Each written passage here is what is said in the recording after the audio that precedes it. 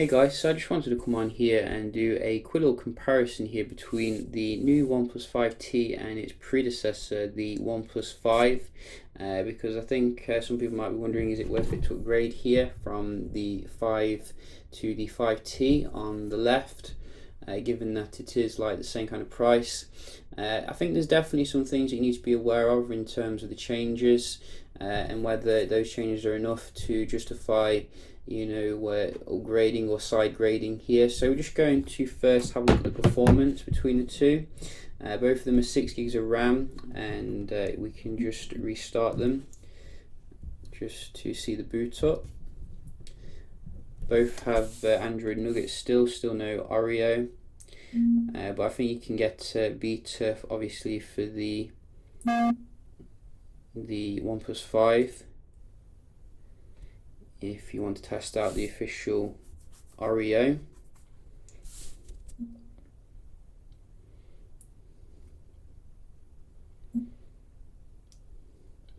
You can see definite improvement when it comes to the boot up, but only just.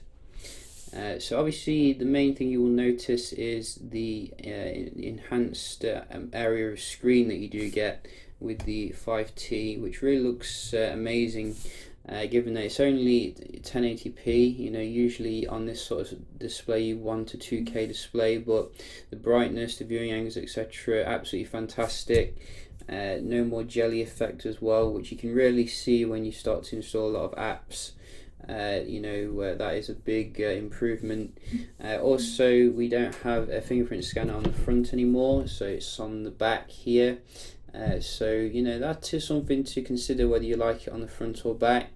But the biggest thing that I do enjoy is removing these physical buttons down here, because I always get them mixed up which one's which. I usually put the on-screen buttons on, but on the OnePlus 5T I have more space for the on-screen buttons here, so that's a welcome change. We can just have a look how they do compare. Then I have installed a few apps. I think everything's closed down and up to date.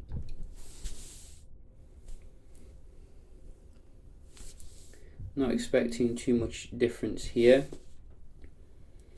We can see the 5T seems to be a little bit snappier.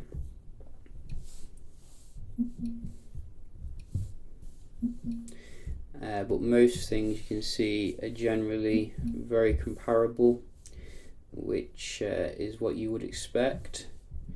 So let's try some of the inbuilt apps settings. That was the 5, and another one.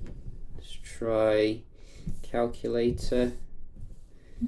So quite similar here for most of them.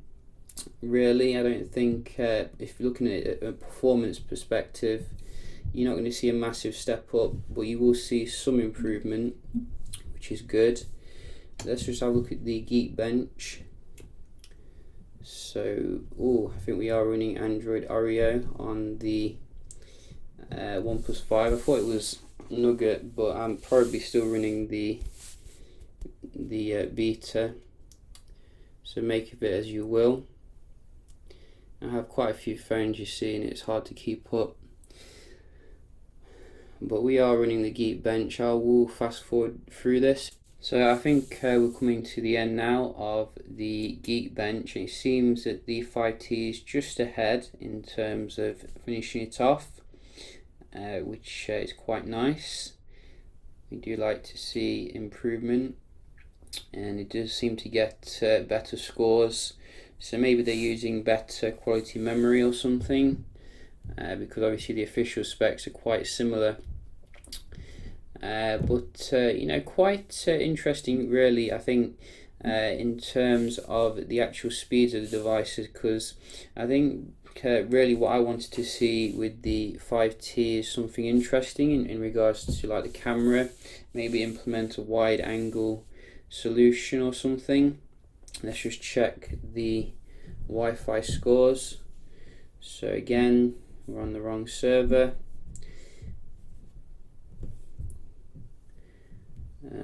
So yeah, it's on the right one now. That is random. So this is the OnePlus 5.